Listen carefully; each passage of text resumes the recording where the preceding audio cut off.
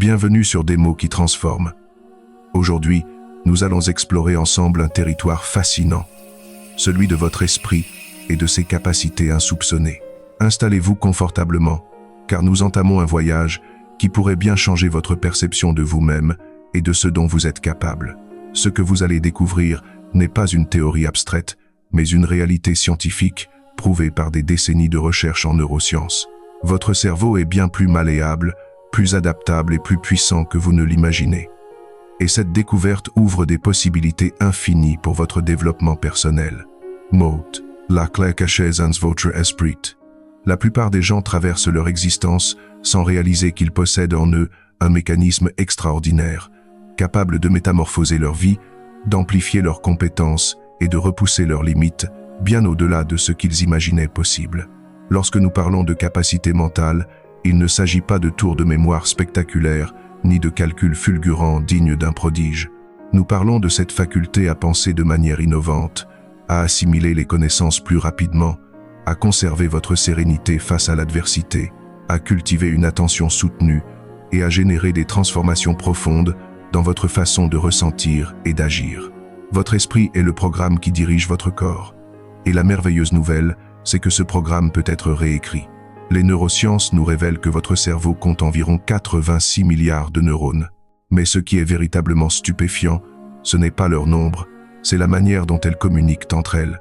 Chaque neurone peut établir des milliers de connexions avec d'autres, formant des réseaux plus vastes que n'importe quelle métropole jamais construite. Ces connexions ne sont pas figées dans le marbre. Elles évoluent, se renforcent, s'affaiblissent ou se créent de nouvelles selon ce que vous pensez, ce que vous accomplissez et ce que vous vivez. Souvenez-vous de la première fois où vous avez appris à faire du vélo. Au début, la maladresse était inévitable, des chutes, des coups de pédale hésitants, des doutes. Pourtant, à chaque tentative, votre cerveau renforçait les circuits nécessaires pour coordonner l'équilibre, la vision et le mouvement. Jusqu'à ce qu'un jour, sans même vous en rendre compte, vous pédaliez avec une aisance naturelle. Ce processus porte un nom, la neuroplasticité. C'est le fondement même de notre exploration d'aujourd'hui. Le mythe de l'esprit rigide. Pendant des siècles, on a cru que le cerveau était une machine fixe qui, après un certain âge, ne pouvait que se détériorer. On entendait souvent des phrases comme « tu ne peux plus changer, c'est comme ça que tu es né » ou « on ne change pas sa nature profonde ». Rien n'est plus éloigné de la vérité. Aujourd'hui, nous savons que votre cerveau se transforme jusqu'au dernier jour de votre vie. Réfléchissez un instant. Si vous étiez vraiment une structure rigide, comment pourriez-vous apprendre une nouvelle langue à 40 ans, vous remettre d'un accident, ou même vous adapter à une nouvelle technologie qui vous semblait incompréhensible auparavant? Chaque fois que vous y parvenez, votre esprit démontre qu'il se réinvente. L'histoire de la médecine regorge de cas extraordinaires. Des personnes ayant subi des traumatismes cérébraux graves ont réussi, contre toute attente, à récupérer des fonctions que l'on croyait perdues à jamais. Leur cerveau avait littéralement créé de nouveaux chemins neuronaux pour compenser les zones endommagées. Prenons l'exemple remarquable d'un soldat blessé pendant la Première Guerre mondiale. Il avait subi de graves brûlures au visage et avait pratiquement perdu ses paupières. Sa vie semblait condamnée à l'obscurité sociale et émotionnelle. Pourtant, un chirurgien pionnier tenta une procédure expérimentale, transplanter de la peau pour reconstruire son visage. Contre toute attente, le cerveau de cet homme apprit à interpréter ces nouvelles terminaisons nerveuses comme siennes. Il ne récupéra pas seulement sa mobilité, il récupéra aussi son identité. Pourquoi cette histoire est-elle importante ici? Parce qu'elle nous rappelle que le cerveau ne peut pas seulement s'adapter physiquement, mais aussi psychologiquement. Tout comme cet homme a pu réapprendre à contrôler des muscles qui n'étaient plus les mêmes, vous pouvez reprogrammer vos réponses émotionnelles, vos attitudes et vos croyances qui semblaient gravées dans le marbre. Vos pensées créent votre réalité. Vos pensées ne sont pas de simples étincelles dans le vide. Chaque fois que vous pensez à quelque chose, vous déclenchez une cascade de réactions chimiques dans votre cerveau. Si vous répétez une pensée négative, par exemple « je n'en suis pas capable », vous renforcez ce réseau neuronal. Mais si vous décidez d'entraîner votre attention sur une pensée différente, « j'ai les ressources pour apprendre », vous commencez à construire un nouveau circuit. Une expérience fascinante réalisée dans une université américaine a montré quelque chose de révélateur. Un groupe de personnes pratiquait physiquement une séquence simple au piano pendant 5 jours. Un autre groupe se contentait de l'imaginer mentalement, sans bouger les doigts. En comparant leur cerveau à l'aide d'imagerie par résonance magnétique, les chercheurs découvrirent que les deux groupes avaient développé des changements similaires dans les zones motrices. Cela démontre que votre esprit ne fait pas vraiment la distinction entre ce que vous imaginez intensément et ce que vous faites réellement. Les deux processus modifient votre cerveau de manière tangible et mesurable. Cette découverte a des implications profondes. Elle signifie que la visualisation mentale n'est pas simplement une technique de motivation populaire sans fondement scientifique.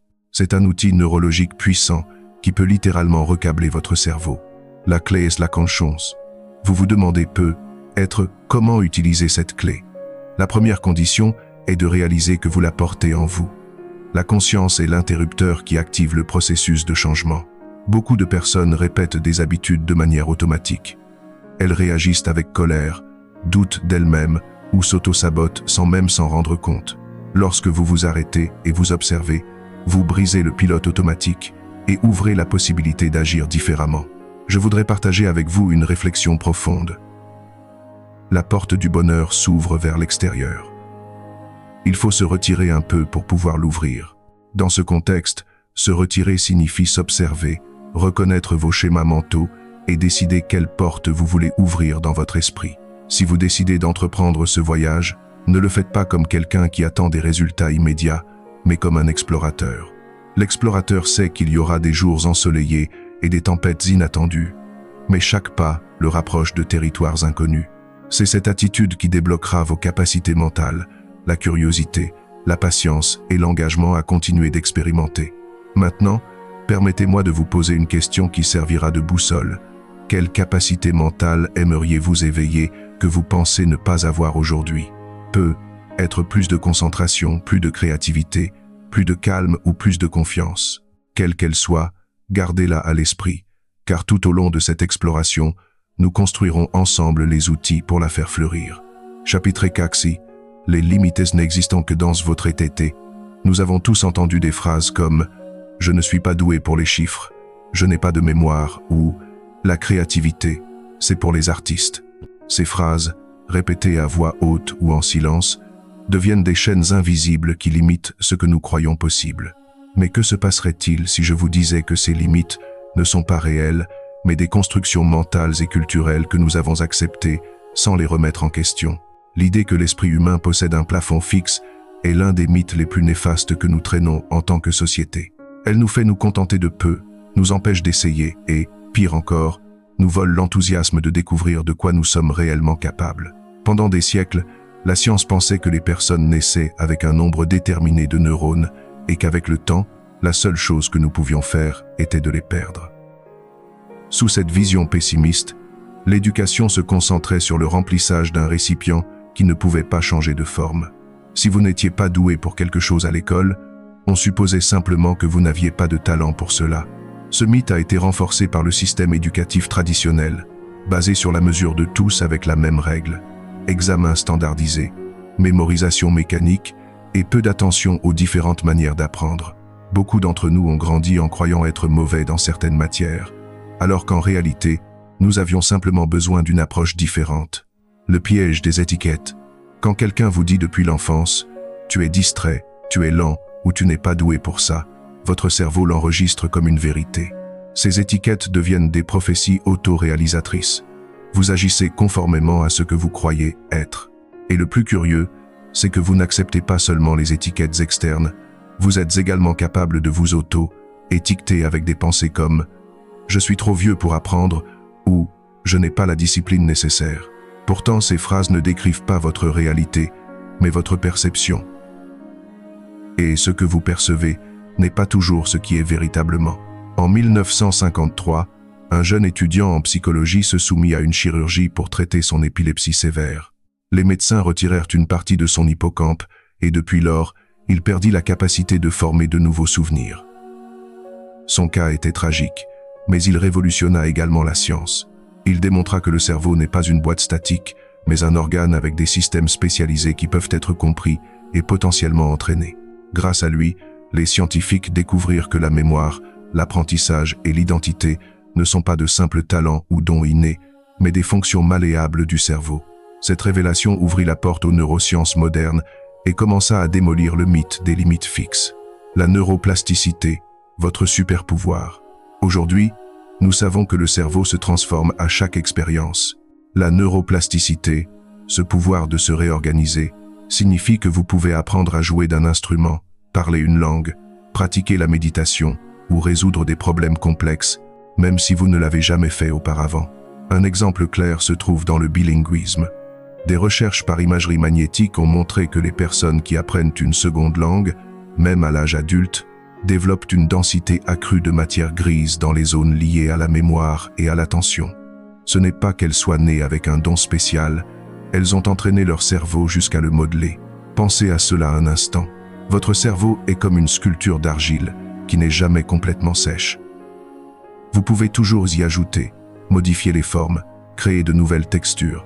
La seule limite est votre volonté de travailler l'argile. Comment? Vos limites se no recent. Vos limites ne proviennent pas de votre ADN, ni d'un destin gravé dans la pierre. Elles se nourrissent de 3 facteurs principaux. Premièrement, la culture, ce que votre environnement croit possible. Si tout le monde autour de vous pense que l'intelligence est fixe, il est probable que vous le croyez aussi. Si vous grandissez dans un milieu où personne ne poursuit d'études supérieures, vous pourriez inconsciemment penser que ce n'est pas pour vous. Deuxièmement, la répétition. Chaque fois que vous renforcez une pensée limitante, votre cerveau la convertit en habitude neuronale. C'est comme creuser un sillon dans la terre. Plus vous passez au même endroit, plus le chemin devient profond et difficile à éviter. Troisièmement, la peur de l'erreur. On nous a appris à éviter de nous tromper, alors qu'en réalité, l'erreur est l'outil le plus puissant pour apprendre. Chaque échec est une information précieuse qui guide votre cerveau vers la solution correcte.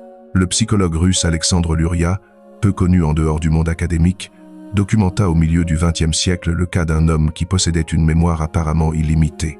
Il pouvait se souvenir de listes de centaines de mots, de nombres ou de sons sans difficulté, même des décennies plus tard. Ce qui était surprenant, ce n'était pas seulement son habileté, mais le fait qu'il s'agissait de quelqu'un d'ordinaire, sans entraînement préalable. Son cerveau avait simplement développé des associations synesthésiques, un mélange de sens qui potentialisait son rappel.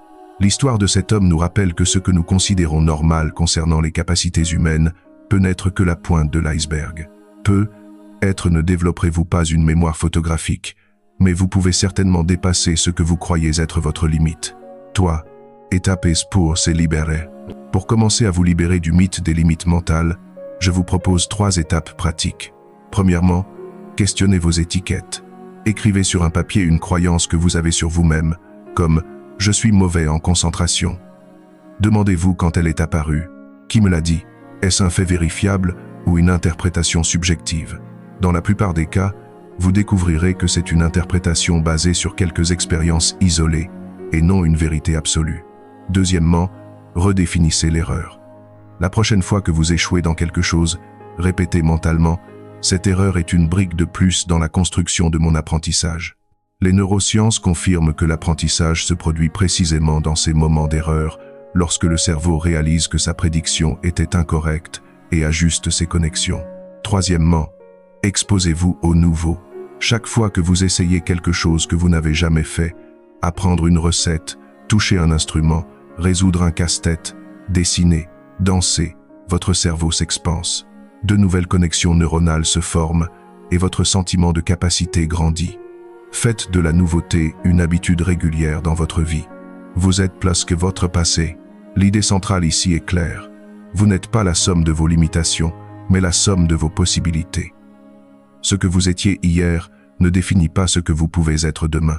La science a déjà démontré que vos capacités mentales ne sont pas statiques. Elles sont dynamiques, expansives et malléables. Votre cerveau est un organe vivant qui respire, qui s'adapte, qui apprend constamment de son environnement et de vos expériences. Comme l'a dit le poète William Blake, si les portes de la perception étaient purifiées, tout apparaîtrait comme il est réellement, infini. Cette infinitude est en vous, attendant que vous osiez ouvrir la porte. Elle n'attend pas que vous soyez parfait, ni que vous ayez toutes les réponses. Elle attend simplement que vous fassiez le premier pas avec curiosité et courage. Chapitre 3. Le langage secret du cerveau. Si vous avez déjà essayé de communiquer dans un pays étranger sans parler la langue, vous savez à quel point cela peut être frustrant. Des gestes, des sons, des dessins improvisés. Et pourtant, la moitié du message se perd. Maintenant, imaginez qu'à l'intérieur de vous habite un traducteur silencieux, un système qui ne communique pas avec des mots, mais avec des impulsions électriques, des émotions et des expériences. C'est le langage secret du cerveau. Le comprendre ne vous permet pas seulement de traduire ce que vous pensez et ressentez. Il vous donne aussi la clé pour modeler votre esprit de manière consciente. Car le cerveau parle toujours, même si vous ne l'écoutez pas. Le code de déconnexion. Chaque pensée que vous avez est essentiellement une conversation entre neurones. Ces cellules s'envoient des signaux chimiques et électriques à travers de minuscules ponts appelés synapses.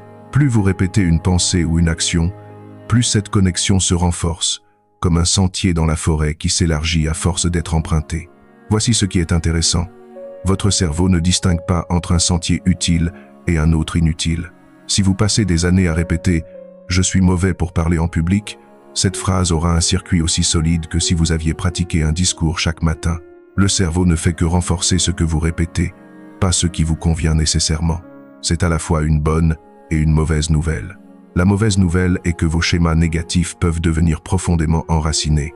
La bonne nouvelle est que vous avez le pouvoir de créer de nouveaux schémas positifs avec la même facilité. Il suffit de répétition consciente et de patience. Les mots qui fashionent les réalités. Vous vous souvenez peu, être de conseils d'enfance comme « ne sois pas stupide »,« tais-toi »,« tu ne sais pas » ou « laisse parler les autres ». Bien que dites sans mauvaise intention, ces paroles peuvent s'installer comme des ordres invisibles dans votre système. Les neurosciences le confirment, les mots ne décrivent pas seulement la réalité, ils la créent également dans votre cerveau. Une étude universitaire a montré qu'écouter des métaphores comme « elle avait une voix veloutée » active des régions sensorielles du cerveau liées au toucher. Autrement dit, le langage n'est pas neutre, il modifie littéralement votre expérience neuronale. Si de simples mots peuvent altérer votre perception, imaginez le pouvoir des pensées que vous répétez tous les jours. Si vous vous dites constamment « je suis nul »,« je n'y arriverai jamais » ou « personne ne m'aime », vous créez une réalité neuronale qui correspond à ces affirmations. Mais l'inverse est également vrai. Si vous cultivez des pensées comme « j'apprends de mes erreurs »,« je suis capable de progresser » ou « je mérite le respect », vous construisez un cerveau qui soutient ces vérités. La grammaire des émotions. Le cerveau ne parle pas seulement en mots et en connexion. Sa grammaire principale est l'émotion. Ce qui est teinté d'émotion se souvient avec plus de force. C'est pourquoi vous vous souvenez de l'endroit où vous étiez lorsque vous avez reçu une nouvelle bouleversante, mais pas de ce que vous avez mangé exactement il y a 10 jours. Le neurologue Antonio Damasio a expliqué que les émotions fonctionnent comme des marqueurs somatiques, des signaux physiques qui indiquent à votre cerveau ce qui est important et ce qui ne l'est pas. En d'autres termes, l'émotion est le surligneur fluorescent de votre mémoire. Cela a une implication puissante. Si vous voulez que votre cerveau apprenne quelque chose de nouveau ou change une habitude, vous devez impliquer l'émotion dans le processus. La théorie seule ne suffit pas. Il doit y avoir une étincelle affective qui grave cet apprentissage. C'est pourquoi les expériences traumatiques laissent des marques si profondes. Elles sont chargées d'une émotion intense. Mais vous pouvez utiliser ce même principe de manière positive. En associant des émotions positives à vos objectifs et à vos nouvelles habitudes, vous les ancrez beaucoup plus profondément dans votre cerveau. L'expérience fascinante de Penfield. En 1964, un chirurgien canadien nommé Wilder Penfield réalisa une expérience inattendue.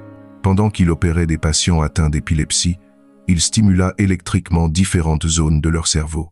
À la surprise de tous, les patients commencèrent à revivre des souvenirs avec un luxe de détails, odeurs d'enfance, conversations oubliées, même des chansons entières.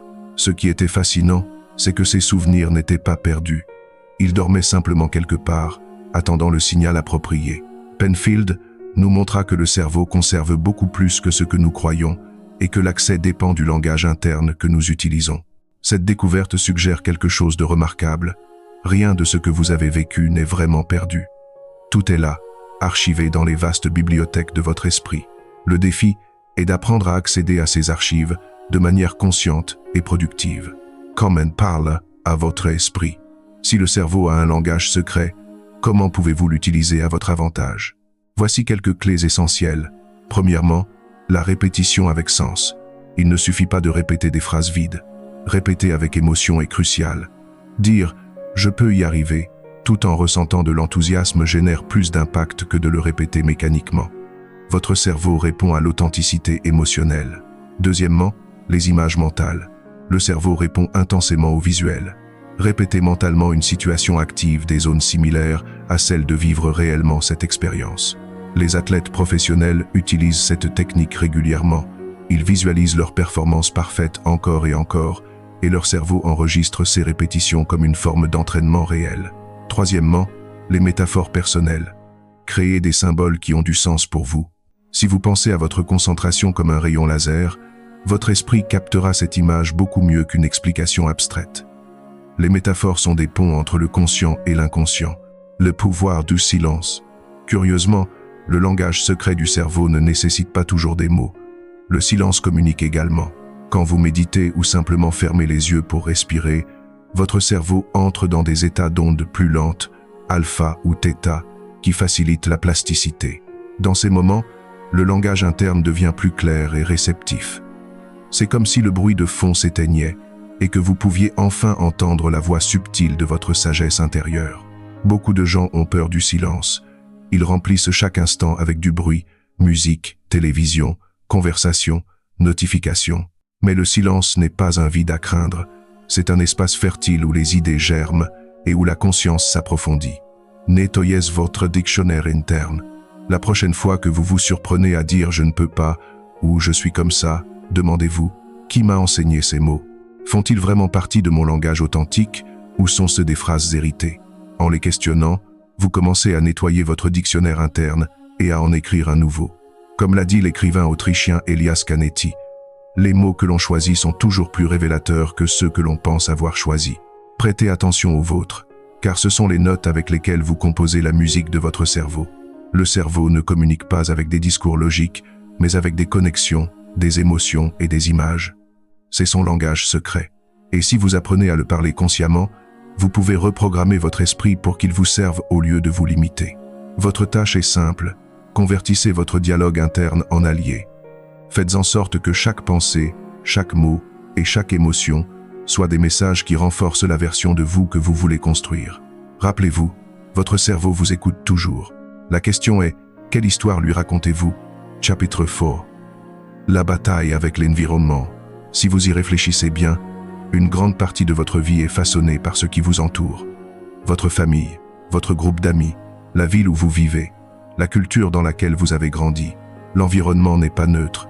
Il vous influence, vous conditionne et même vous programme. Les vêtements que vous choisissez, ce que vous considérez comme correct ou incorrect, le type de travail auquel vous aspirez, presque tout porte les traces de votre environnement. Le problème surgit quand l'environnement devient une cage invisible. Si vous ne le remettez pas en question, vous pouvez passer des décennies à agir selon les attentes des autres et non les vôtres. C'est comme vivre dans un théâtre où vous interprétez un rôle que quelqu'un d'autre a écrit. L'apprentissage environnemental.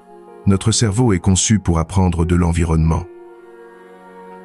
Depuis notre plus jeune âge, nous imitons ce que nous voyons. Comment on mange, comment on parle, ce qui est considéré comme réussi. Cette capacité d'adaptation est merveilleuse, mais elle peut aussi devenir un obstacle si ce qui est appris limite vos possibilités. Par exemple, si vous avez grandi dans un environnement où tout le monde répétait que l'argent corrompt, il est probable que vous associez inconsciemment la prospérité à la culpabilité. Ou si dans votre famille personne ne pratiquait de sport, vous pensez peu être aujourd'hui que vous n'êtes pas fait pour ça, alors qu'en réalité, vous ne l'avez jamais vu comme quelque chose de normal.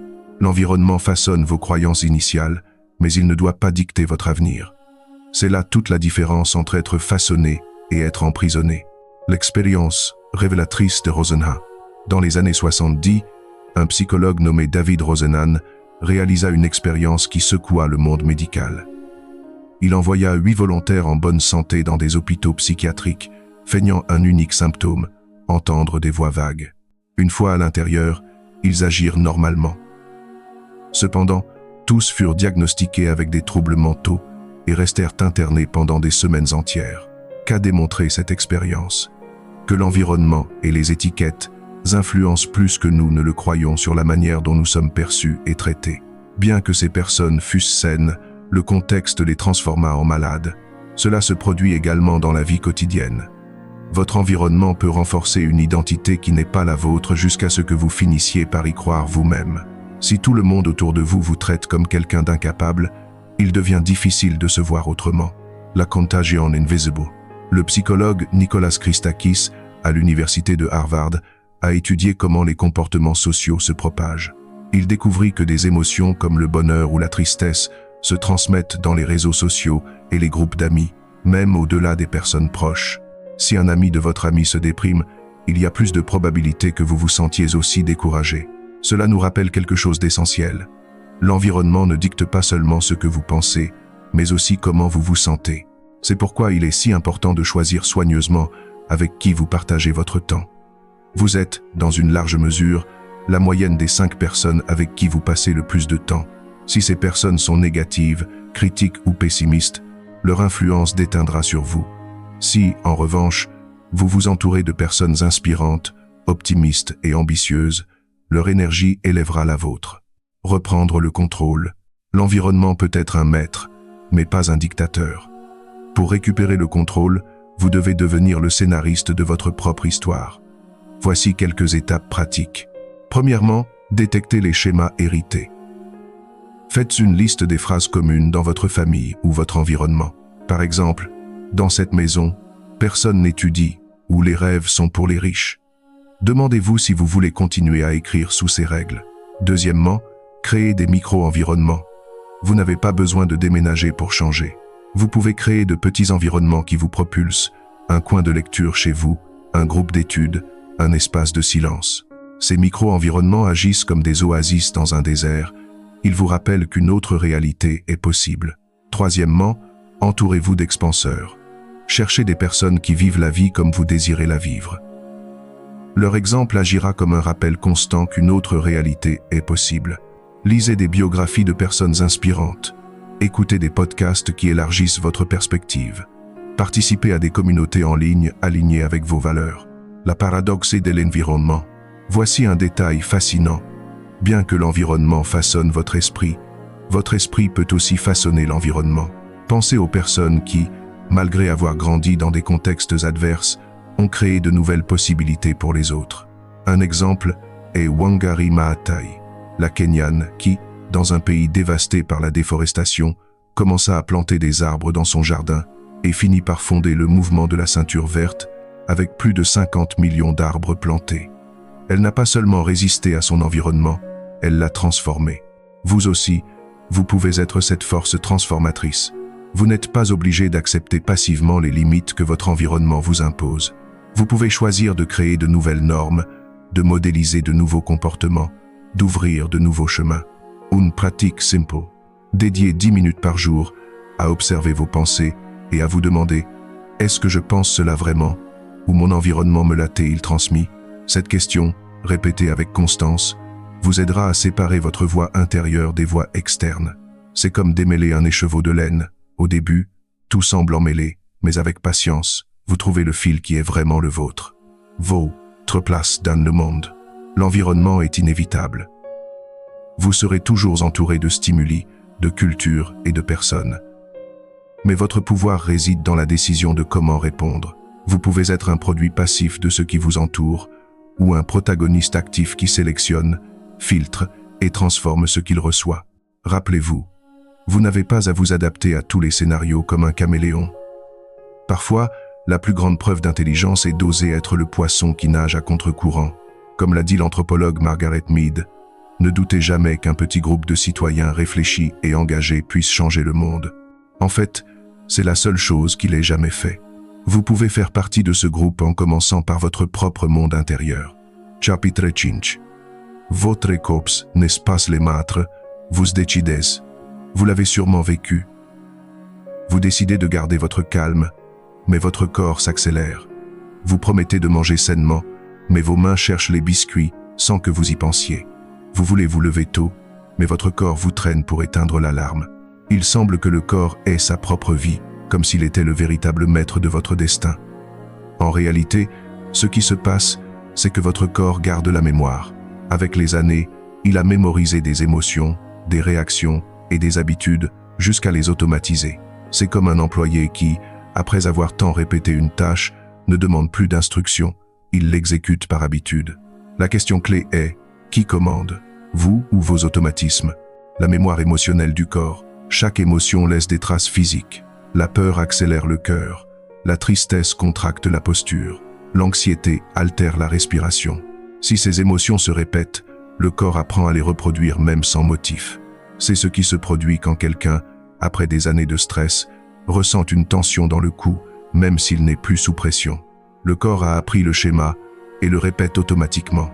La neuroscientifique Candace Pert a découvert que les émotions ne sont pas seulement mentales, elles se stockent comme des molécules dans différentes parties du corps. C'est pourquoi parfois, en revivant un souvenir, vous pouvez sentir un nœud dans l'estomac ou une chaleur dans la poitrine. Votre corps parle dans sa propre langue, et si vous ne l'écoutez pas, il finira par prendre des décisions pour vous. Il commandera vos impulsions, vos réactions, vos habitudes, souvent sans que votre esprit conscient ait son mot à dire. La tyrannie de l'habitude. Les habitudes corporelles sont puissantes parce qu'elles économisent de l'énergie. Imaginez si vous deviez penser consciemment à chaque pas en marchant, ce serait épuisant. Le problème, c'est que le cerveau applique cette même logique à tout. Si vous répétez une réaction, comme fumer en ressentant de l'anxiété ou allumer la télévision en arrivant chez vous, il la convertit en programme automatique. Avec le temps, l'habitude commande plus que votre intention. En fait, des études montrent que plus de 40% de nos actions quotidiennes ne sont pas des décisions conscientes, mais des routines automatiques. Cela signifie que presque la moitié de votre journée est dirigée par votre passé, pas par votre présent. L'expérience de Skinner. En 1930, le psychologue Bruce Frederick Skinner entraîna des pigeons à appuyer sur un levier pour recevoir de la nourriture. L'intéressant vint après. Quand il commença à leur donner de la nourriture de manière aléatoire, les pigeons développèrent des comportements répétitifs comme tourner en rond ou picorer sans raison. Ils croyaient que ces actions apportaient la récompense, même si ce n'était plus le cas. Cela vous semble familier? Les humains ne sont pas si différents.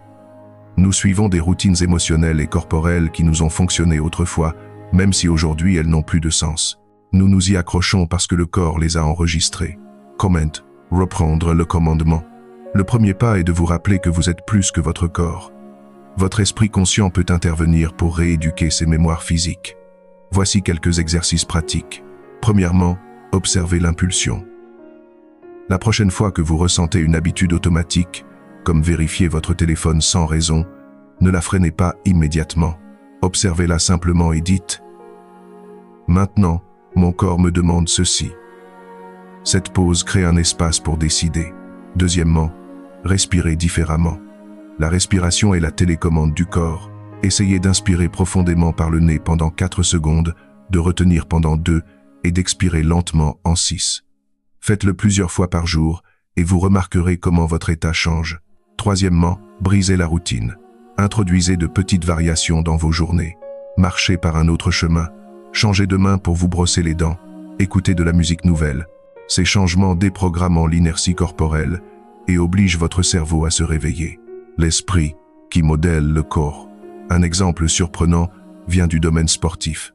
Des chercheurs ont démontré que des personnes qui imaginaient seulement soulever des poids sans bouger un muscle augmentèrent leur force musculaire de 13% après des semaines de pratique mentale. Le corps obéit à l'esprit, même sans action physique. Cette découverte confirme que vous n'êtes pas esclave de ce dont votre corps se souvient. Avec un entraînement mental, vous pouvez réécrire même des fonctions physiques. Le corps comme allié. Il ne s'agit pas de lutter contre votre corps, mais de le convertir en allié. Pensez à lui comme un enfant obéissant qui a appris des habitudes, certaines utiles, d'autres moins. Si vous lui donnez de nouvelles instructions avec patience et constance, il apprendra à nouveau. Une façon pratique est d'associer des sensations physiques à de nouvelles expériences. Par exemple, si vous voulez cultiver le calme, accompagnez votre pratique de méditation d'un geste physique, comme placer la main sur le cœur. Avec le temps, ce geste agira comme une encre. Votre corps le reconnaîtra et entrera en calme plus rapidement. Les messages essentiels. Le message essentiel de ce chapitre est clair. Votre corps ne commande pas, vous décidez. Oui, il garde des mémoires et des habitudes, mais il est aussi conçu pour apprendre à nouveau. Ce qui semble aujourd'hui automatique et incontrôlable peut devenir flexible et renouvelé. Rappelez-vous ces paroles du philosophe Épictète. Aucun homme n'est libre s'il n'est pas maître de lui-même. Et être maître de soi-même commence par reconnaître que votre corps est votre outil, pas votre geôlier. Vous avez le dernier mot. Chapitre 6. les temps comme alliés et non comme ennemis. S'il y a quelque chose qui nous obsède tous, c'est le temps. Nous sentons que nous n'en avons pas assez, qu'il nous échappe des mains, que nous courons derrière lui comme si c'était un train que nous n'attrapons jamais. Mais que se passerait-il si je vous disais que le temps n'est pas votre ennemi, mais l'un des outils les plus puissants pour débloquer votre esprit? Le temps ne mesure pas seulement la vie, il façonne aussi comment nous la vivons. Et la relation que vous avez avec lui détermine en grande partie votre niveau de stress, votre capacité d'apprentissage et votre possibilité de transformation personnelle.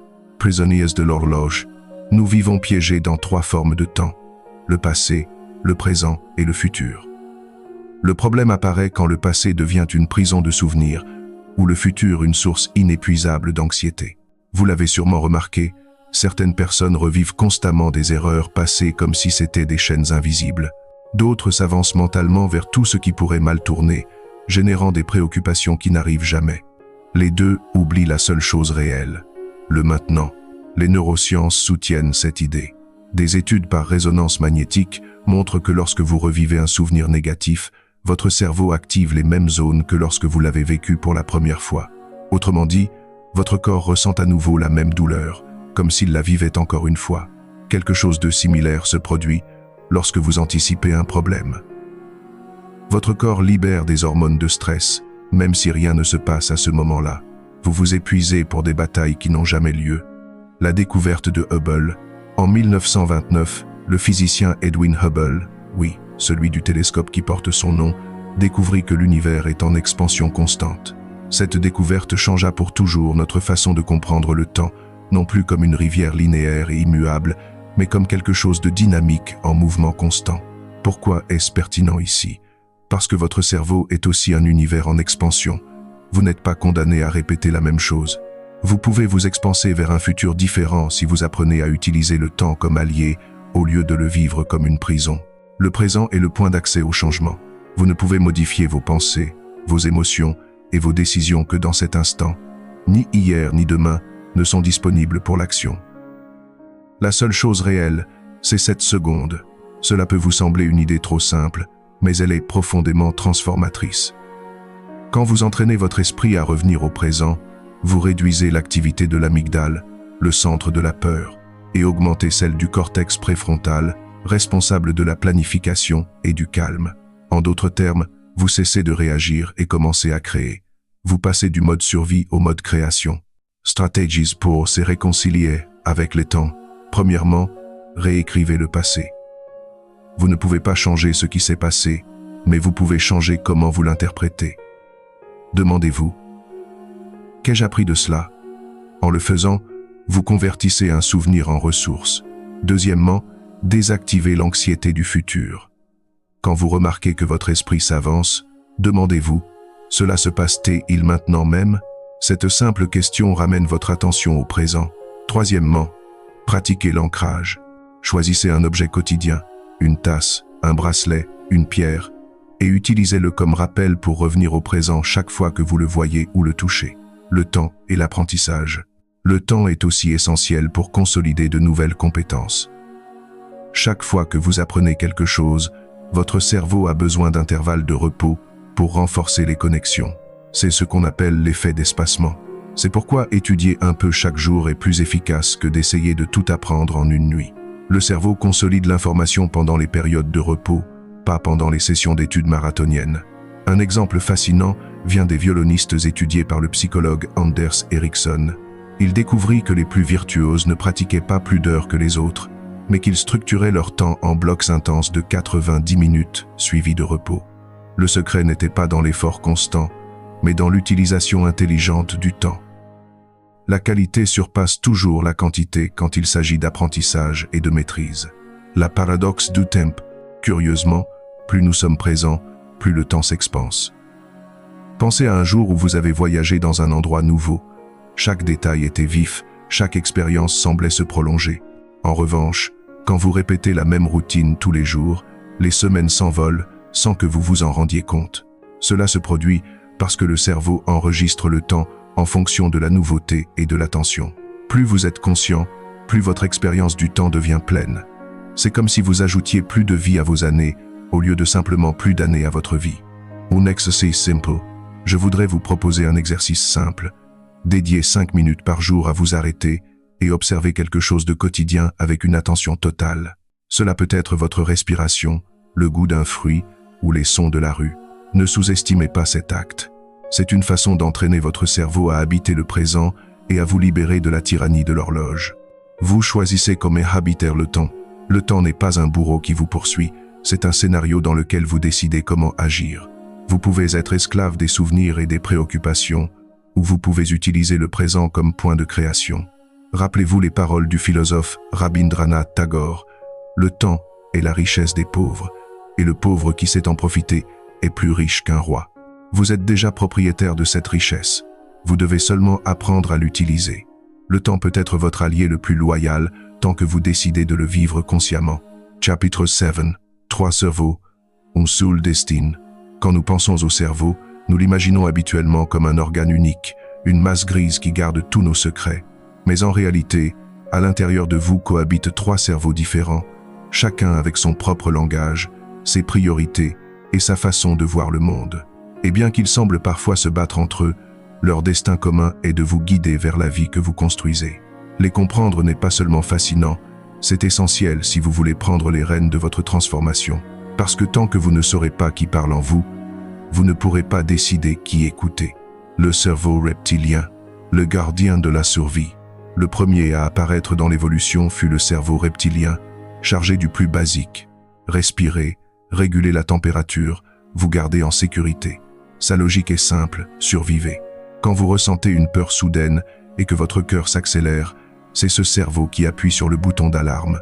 Peu lui importe si votre objectif est de donner une conférence ou de commencer un projet. Il veut seulement que vous fuyiez ce qu'il interprète comme une menace. Le problème surgit quand le reptilien commande trop. Alors votre vie se réduit à des routines de sécurité. Vous mangez la même chose, pensez la même chose, faites la même chose. Ainsi vous garantissez de survivre, mais vous renoncez à grandir. Ce cerveau ne comprend pas les nuances. Pour lui, parler devant un public ou affronter un lion sauvage déclenche la même alarme. C'est pourquoi tant de gens évitent les opportunités qui pourraient transformer leur vie. Leur cerveau reptilien les perçoit comme des menaces mortelles. Le cerveau limbique, l'artisan des émotions. Le deuxième niveau est le cerveau limbique, le territoire des émotions, de la mémoire et des relations sociales. Ici se stockent les expériences qui marquent votre vie. Si une chanson vous fait pleurer sans savoir pourquoi, c'était votre limbique se souvenant de quelque chose que votre conscience avait oublié. Ce cerveau cherche la connexion et le plaisir, mais il évite aussi la douleur. C'est un grand motivateur, mais aussi un saboteur si vous le laissez sans contrôle. Par exemple, il peut vous pousser à manger des sucreries parce que vous le méritez, même si ce n'est pas le meilleur pour vous. Le cerveau limbique vit dans l'immédiateté émotionnelle. Il veut se sentir bien maintenant, pas demain ou dans un an. C'est pourquoi il est si difficile de résister aux tentations ou de poursuivre des objectifs à long terme. Votre limbique crie pour la gratification instantanée. Le néocortex, l'architecte des possibilités. Enfin, il y a le néocortex, le joyau de l'évolution humaine. C'est le cerveau rationnel, créatif, capable de planifier, d'imaginer et de résoudre des problèmes complexes. Ici naissent vos idées les plus ambitieuses et vos projets les plus inspirants. Le néocortex est comme un architecte qui conçoit des gratte-ciel, mais s'il ne parvient pas à convaincre le reptilien et le limbique, ses plans resteront sur papier. C'est votre néocortex qui peut envisager un avenir meilleur, créer des stratégies, apprendre de l'expérience et vous permettre de transcender vos instincts de base.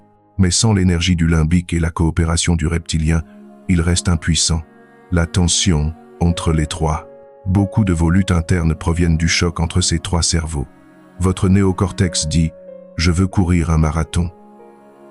Votre limbique répond « Je préfère rester à la maison à regarder des films, ainsi je me sens à l'aise ». Et votre reptilien crie « Certainement pas.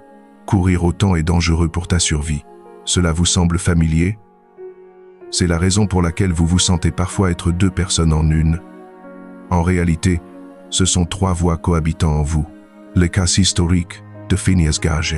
Dans les années 1840, un ouvrier des chemins de fer survécut à un accident où une barre de fer traversa son crâne. Miraculeusement, il ne perdit ni la capacité de parler ni de bouger, mais sa personnalité changea radicalement. Il devint impulsif, irresponsable, incapable de planifier. Les dommages à son néocortex révélèrent comment chaque partie du cerveau remplit un rôle distinct et essentiel. Son cas démontra que notre personnalité, notre capacité de jugement et notre contrôle des impulsions dépendent de l'intégration harmonieuse de ces trois systèmes cérébraux. Toi cerveau, un sous destin. La clé n'est pas d'éliminer l'un des trois, mais de les intégrer. Le reptilien assure que vous vivez, le limbique que vous ressentiez et le néocortex que vous créez. Ensemble, ils forment une symphonie qui, bien dirigée, peut ouvrir tout votre potentiel. Pour réaliser cette intégration, vous devez entraîner la communication interne. Premièrement, écoutez votre reptilien.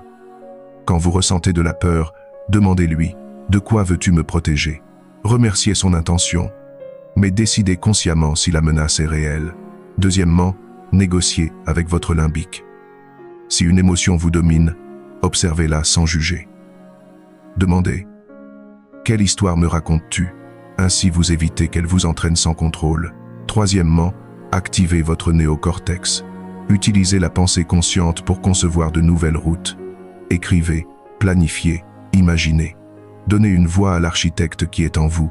Exercice pratique. L'assemblée intérieure. Imaginez que vous convoquez une réunion entre vos trois cerveaux.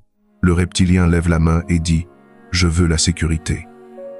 Le limbique ajoute « Je veux me sentir aimé et heureux ». Le néocortex conclut « Je veux grandir et construire ». Votre tâche est de trouver un plan qui réponde aux trois. Par exemple, si vous décidez de faire de l'exercice, le reptilien gagne en santé, le limbique reçoit des endorphines de bien-être et le néocortex profite du progrès. Quand vous réalisez cet équilibre, votre vie s'aligne. Vous cessez de vous sentir fragmenté et commencez à agir comme une personne unifiée avec des objectifs clairs. Le message final, le destin des trois cerveaux est le même. Vous aider à vivre pleinement, mais seulement si vous assumez le rôle de chef d'orchestre. Il ne s'agit pas de faire taire aucun d'eux, mais de leur donner une place dans la partition. Rappelez-vous, vous n'êtes pas esclave de vos impulsions, ni de vos émotions, ni même de vos pensées. Vous êtes l'espace dans lequel tous cohabitent, et vous pouvez décider comment les harmoniser. Comme l'a dit l'écrivain Hermann Hesse, en nous vivent plusieurs hommes, et l'art de la vie consiste à cohabiter avec eux. Vous avez la baguette, utilisez-la avec sagesse. Chapitre 8. Le pouvoir de l'attention. Nous vivons à l'ère de la distraction. Les notifications du téléphone, les courriels qui n'arrêtent pas d'arriver, les réseaux sociaux conçus pour nous piéger, le bruit constant du monde moderne, tout se dispute votre attention. Et pourtant, l'attention est l'une des ressources les plus précieuses que vous possédez. Ce à quoi vous prêtez attention grandit, ce que vous ignorez se flétrit. L'attention est comme la lampe torche dans l'obscurité. Où vous dirigez la lumière, vous voyez avec clarté, le reste s'évanouit. Apprendre à diriger votre attention, c'est apprendre à diriger votre vie. Qu'est-ce qu'est l'attention vraiment? L'attention n'est pas seulement se concentrer, c'est la capacité de choisir parmi des millions de stimuli possibles, lequel sera votre focus à chaque moment. Votre cerveau traite environ 11 millions de bits d'informations par seconde, mais vous ne pouvez prêter attention consciemment qu'à environ 40. Cela signifie que votre réalité consciente dépend de ce que vous choisissez de regarder.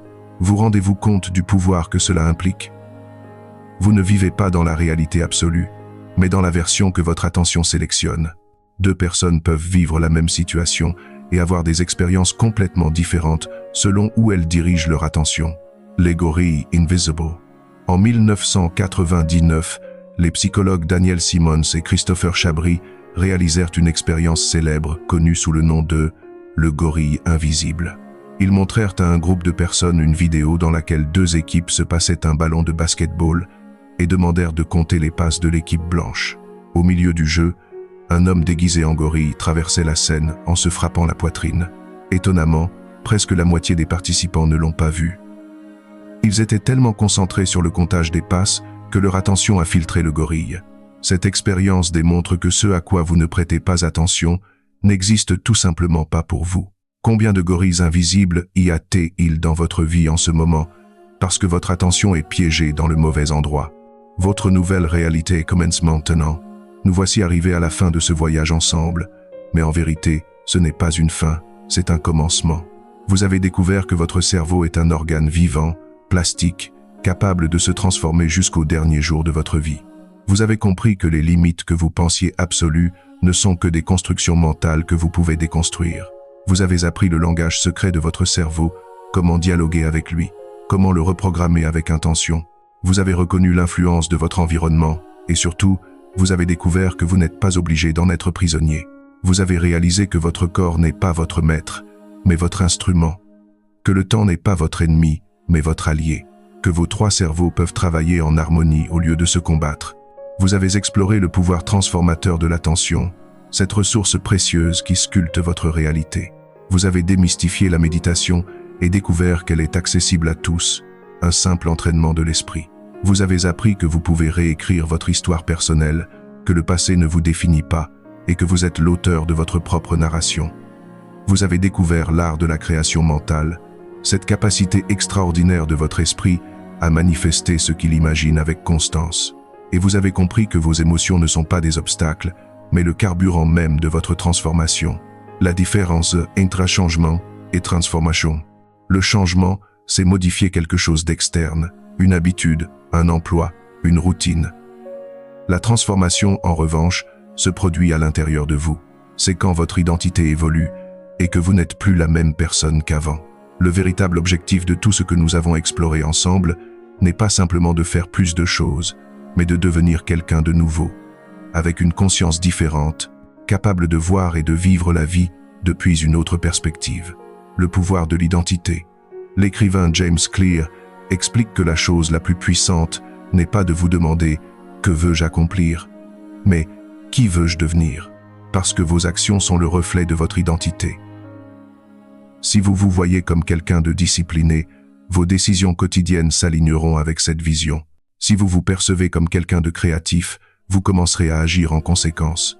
L'identité est la colle qui maintient vos habitudes et votre réalité. C'est le fondement invisible sur lequel tout le reste repose. Comment, consolide votre nouvelle réalité. Premièrement, agissez comme votre moi futur. Chaque jour, demandez-vous, que ferait la version de moi qui a déjà atteint cet objectif? Vivez depuis cette identité dès maintenant, pas dans un futur hypothétique. Deuxièmement, créez des rituels conscients. De petits actes symboliques renforcent votre transformation. Cela peut être écrire dans un journal, méditer au réveil ou avoir un mantra personnel. Ces rituels ancrent votre nouvelle identité dans le quotidien. Troisièmement, entourez-vous de reflets positifs. Cherchez des environnements et des personnes qui vous rappellent qui vous choisissez d'être, pas qui vous étiez. Votre entourage devrait refléter votre vision future, pas votre passé. Quatrièmement, célébrez les micro-changements. N'attendez pas des résultats gigantesques. Reconnaissez chaque pas comme une preuve de votre nouvelle réalité. Chaque petite victoire renforce votre nouvelle identité. Le maintien de la croissance. Votre nouvelle réalité n'est pas une destination finale, mais un processus continu. L'esprit a tendance à revenir à ce qui est connu. C'est pourquoi vous devez vous rappeler chaque jour qui vous êtes maintenant. Chaque jour est une opportunité pour réaffirmer votre identité expansive et choisir consciemment votre chemin. La transformation n'est pas un événement ponctuel, c'est une pratique quotidienne. Un conseil pratique, revisitez ces enseignements régulièrement, non pas comme une lecture passive, mais comme un rappel actif. Revenez aux exercices, aux questions, aux exemples. La répétition consciente est ce qui convertit la transformation en quelque chose de durable. La métaphore du navigateur. Pensez à vous comme un navigateur qui a appris à lire la carte de son esprit. Au début, les eaux semblaient turbulentes et incontrôlables. Maintenant, vous savez utiliser le gouvernail de votre attention, le moteur de vos émotions et les voiles de votre créativité. La mer continuera d'avoir des tempêtes, c'est inévitable. Mais vous n'êtes plus un bateau à la dérive. Vous êtes le capitaine de votre voyage et vous avez les outils pour naviguer même dans les eaux les plus agitées. Votre engagement, la nouvelle réalité que vous construirez, dépendra de votre engagement envers votre propre croissance. Vous n'avez pas besoin d'être parfait, ni d'avoir toutes les réponses. La seule chose dont vous avez besoin, c'est de choisir chaque jour d'avancer un peu plus vers la version de vous que vous envisagez déjà. Cette version existe déjà en potentiel, elle attend simplement que vous la rendiez réelle par vos choix quotidiens. Comme l'a dit Marianne Williamson, notre plus grande peur n'est pas que nous soyons inadéquats. Notre plus grande peur est que nous soyons puissants au-delà de toute mesure. Ce pouvoir est déjà en vous. Vous l'avez senti dans chaque chapitre que nous avons exploré. Maintenant, il vous appartient de le vivre. Ce n'est pas une fin. Ce que vous tenez entre vos mains n'est pas un manuel fermé, mais une invitation ouverte à continuer d'explorer, de pratiquer et d'expanser vos capacités mentales. Votre cerveau, votre esprit et votre vie sont plus plastiques que vous ne l'avez jamais imaginé. Ne vous contentez pas de survivre. Osez créer, transformer et vivre votre nouvelle réalité avec plénitude. Le message final. Vous n'êtes pas défini par votre passé. Vous n'êtes pas limité par vos croyances actuelles. Vous n'êtes pas prisonnier de vos habitudes.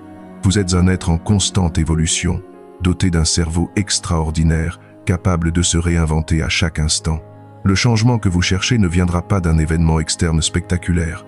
Il viendra de milliers de petites décisions conscientes, jour après jour, pensée après pensée, action après action. Votre transformation est déjà en cours. Elle a commencé au moment où vous avez choisi d'écouter ces mots, d'ouvrir votre esprit à de nouvelles possibilités. La question maintenant n'est pas « puis-je changer ?» La science a déjà répondu oui de manière définitive. La question est « vais-je choisir de changer ?» L'invitation. Alors, voici mon invitation finale.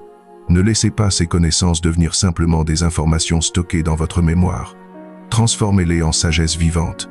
Appliquez-les, expérimentez-les, vivez-les. Commencez aujourd'hui, maintenant même, par une petite action. Peut être une minute de respiration consciente. Peut être questionner une croyance limitante. Peut être visualiser votre meilleur moi pendant quelques instants. Ce petit pas est le début de tout. Comme l'a dit Lao Tzu, un voyage de 1000 lieues commence toujours par un premier pas. Gratitude. Merci d'avoir parcouru ce chemin avec moi. Merci d'avoir ouvert votre esprit et votre cœur à ces possibilités. Merci d'avoir eu le courage de vous remettre en question et de chercher votre croissance. Vous êtes exactement là où vous devez être, et le meilleur reste à venir. L'ultime vérité. Rappelez-vous toujours ceci. Vous n'êtes pas en train de devenir quelqu'un de nouveau. Vous êtes en train de révéler qui vous avez toujours été sous les couches de conditionnement, de peur et de croyances limitantes. Votre véritable nature est expansive, créative, puissante et libre. Tout ce voyage ne consiste pas à ajouter quelque chose à qui vous êtes, mais à enlever ce qui vous empêche d'être pleinement vous-même. Comme l'a dit Michel-Ange en parlant de ses sculptures, « J'ai vu l'ange dans le marbre et j'ai simplement ciselé jusqu'à le libérer. » Vous êtes cet ange. Votre travail maintenant est de ciseler tout ce qui n'est pas vous, jusqu'à révéler votre essence magnifique.